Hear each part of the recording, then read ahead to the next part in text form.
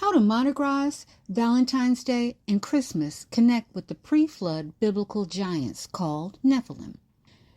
The Gregorian month of February is well known for the Valentine's Day holiday and the infamous Mardi Gras celebration.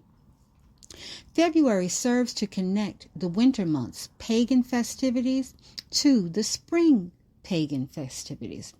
The non-biblical winter festival of Christmas begins on the first of the 12 days of Christmas, occurring on December 25th.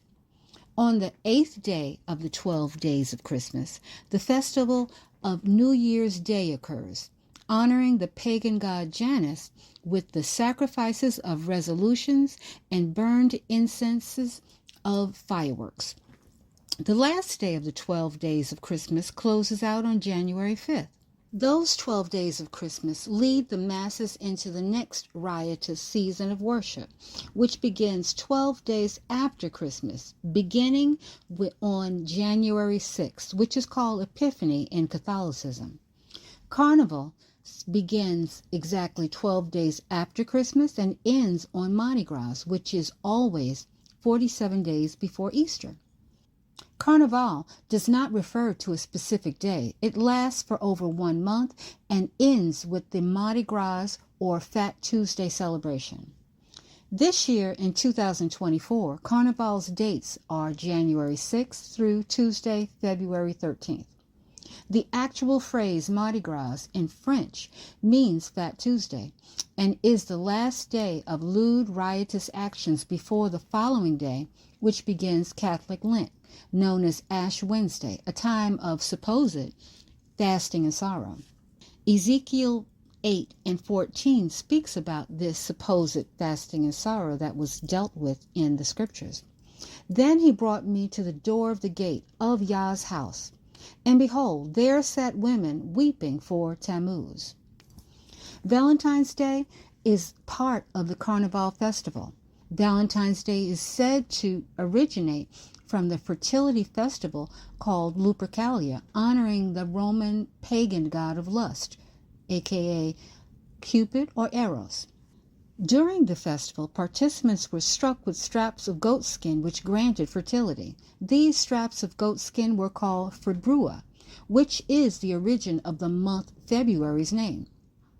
Valentine's Day falls usually before Mardi Gras, but this year it falls on the first day of the Lent celebration. Carnival means farewell to flesh. Mardi Gras is the final day of Carnival and considered to be the last day for indulging in the pleasures of the flesh before Lent begins. Carnival is known to be the modern version of the ancient Roman festival honoring the pagan god of wine, Bacchus, where the participants engage in drunken, lewd, and riotous behavior. The Carnival celebration is also known for the wearing of extravagant costumes, tall stilts, and oftentimes ghoulish masks. Here is where Carnival and Mardi Gras celebrations connect with the pre-flood Nephilim giants.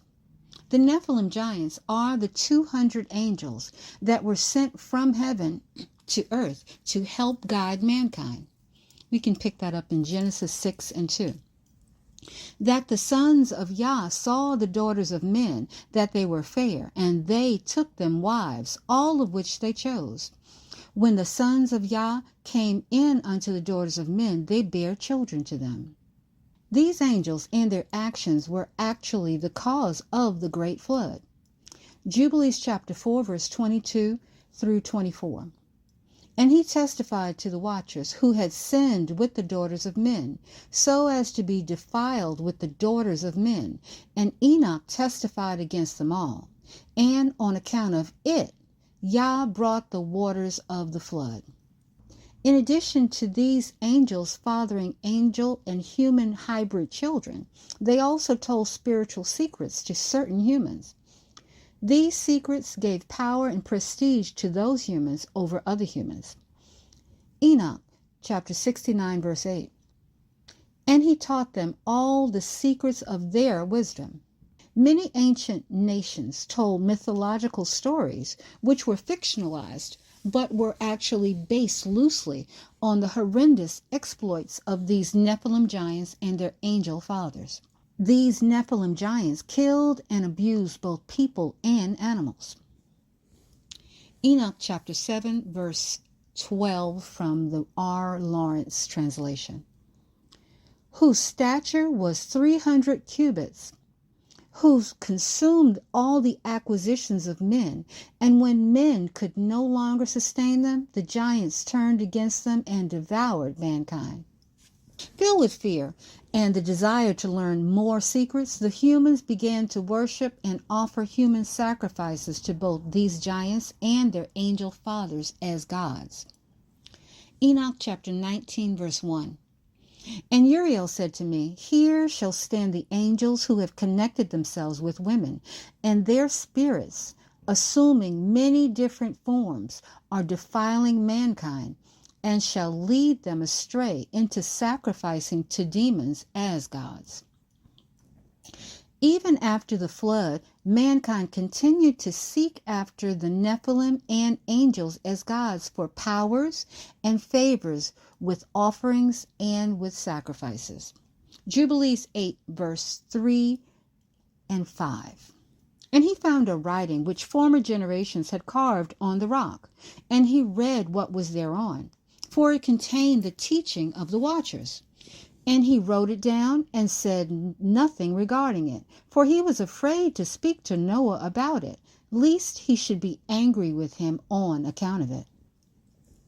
Nimrod, the evil architect of the Tower of Babel, was one of the first people after the flood to be a great worshiper of the evil angels and the Nephilim. Genesis chapter 10, verse 9 and 10, and Genesis chapter 11, verse 4.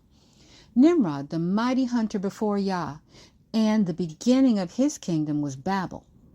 And they said, Go, let us build us a city and a tower whose top may reach unto heaven, and let us make us a name.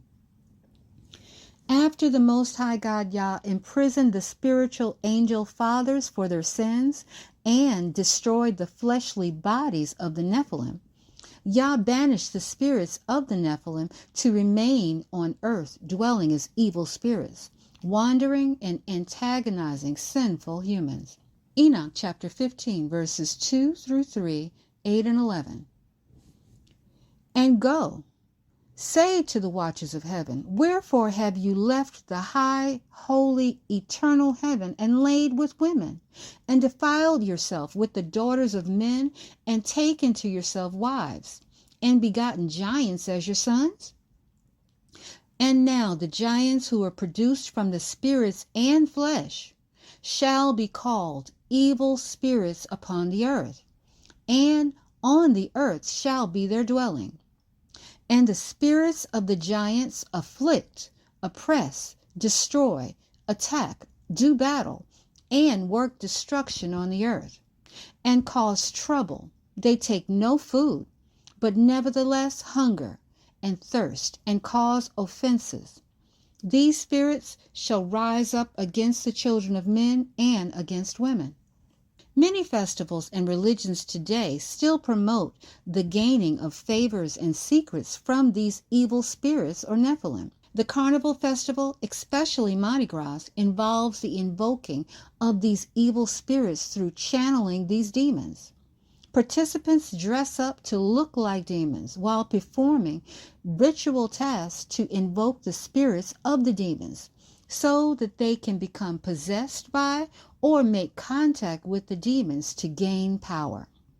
Sadly, most participants are unaware of the actions that they are taking part in, while those that do know and actively seek possession perform their rituals amidst those that are unknowing. However, knowing or not, the act of wearing the demon uniform or costume while committing the associated ritual provides a direct opening for demon possession, voluntarily or not. This is also the same history of Halloween. We are often told that historically people dressed up in Halloween costumes to scare away demons, but this is untrue. Once again, this ritual, with all its trappings, invokes demon possession. During Mardi Gras, it is common to witness participants walking down the streets on stilts, dancing in costume. This again is part of the ritual. These stilts represent the human desire to appear as the Nephilim by imitating the height of the giants.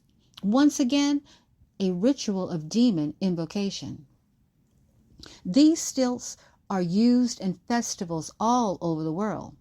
In Belgium, there is a festival that not only imitates the heights of these Nephilim giants with stilts, but it also imitates the actual battles that took place between the giants during their lifetimes. It's called stilt jousting. It is a 600-year-old tradition in the city of Namur, Belgium, in which teams of costumed stilt wearers attempt to knock each other to the ground.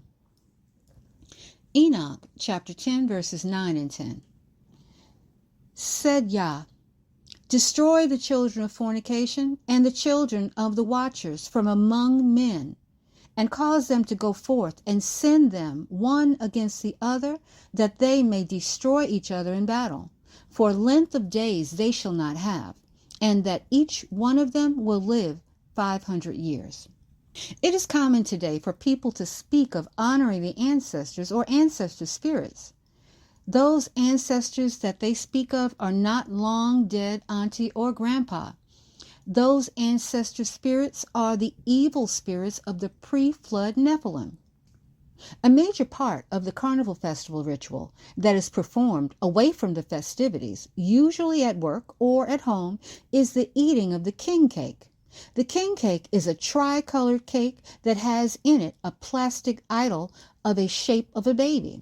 According to tradition, upon eating the cake, whoever finds the baby is crowned king or queen for the day and is given good luck to have a baby. Being aware of the Nephilim ancestor spirit worship should show us that this king cake tradition once again repeats the ritual of humans imitating the giants and is part of the evil spirit possession ritual. In this case, people, being much larger than the plastic baby doll idol, represent the giants eating a child sacrifice, just like the giants did in pre-flood times. Throughout the Bible, we find many instances of demon possession. Yet, in today's society, the conversation of demon possession is reserved only for Hollywood science fiction movies. We would do well by heeding the warning to us left to us in the book of Ephesians. Ephesians chapter 6, verse 12. For we wrestle not against flesh and blood, but against principalities, against powers, against the rulers of the darkness of this world, against spiritual wickedness in high places. Praise Yah.